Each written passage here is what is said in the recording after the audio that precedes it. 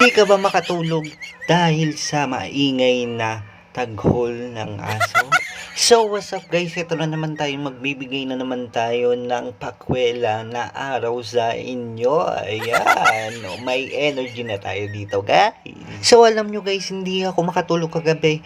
Bakit ang ingay-ingay kasi ng aso namin? Kaya samahan nyo ako guys. Ito yung halimbawa nung kanina.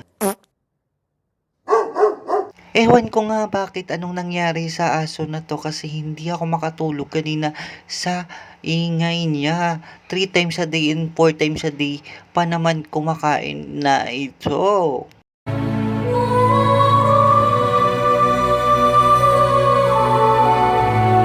Ano ba to yung background ng music na ilagay ko? So, hello guys, ito na tayo ay mag-uumpisa na tayo for today story. So ngayon na nga ay hindi ako makatulog kagabi.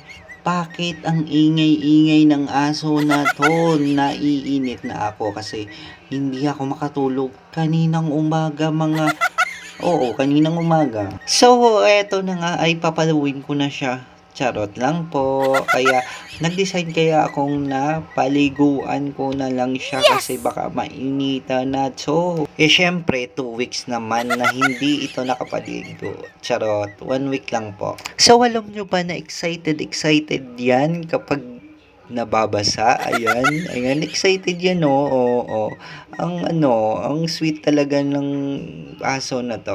Pag sinabi ko kasi na maliligo, ayan, madali lang siyang bitbitin, ayan, dyan makikita guys na gustong-gusto niya talaga maligo. So, dito nga ako makakaganti sa aso na to kasi ang ingay-ingay mo kanina, ito yung gagawin ko sa iyo. So, tinanong ko nga siya kung hot bath ba or cold bath or normal warm bath ba. Oo. At ang sabi niya lang is hot bath lang daw. Shushal. At ayun ay nag-iinit pa ako ng tubig at nilagay ko dyan. Charot. So, ayun na nga guys, ay nabasa ko na siya at gustong-gusto talaga niya. Basain yan. At gustong-gusto niya maligo kasi 1 week pala na hindi siya nakapaligo. At alam ko naman na kayang-kaya niya kahit 2 weeks o 1 week na hindi makapaligo.